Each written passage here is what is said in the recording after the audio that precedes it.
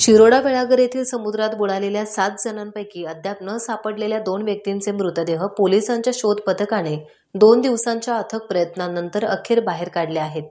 या घटनेत बुडालेल्या एकूण 7 जणांपैकी इरफान मोहम्मद इसाक कितूर वय वर्ष 36 आणि झाकीर निसार मणियार वय वर्ष 13 यांचे मृतदेह अद्यापपर्यंत मिळाले नव्हते। ते शोधण्यासाठी प्रयत्न सुरू होते। समुद्रात खोल पाण्यात ते मृतदेह आढळून आले आणि अखेर ते बाहेर काढण्यात यश आले आहे।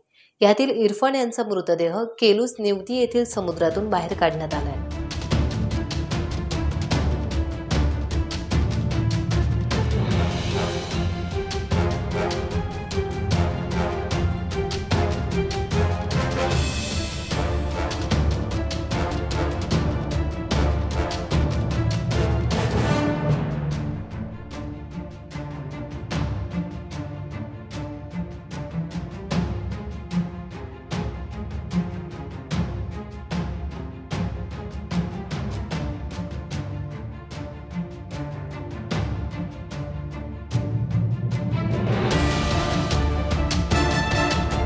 टाइम्स डिजिटलला लाईक करा, शेअर करा, सबस्क्राइब करा आणि बेल आयकॉन दाबायला विसरू नका।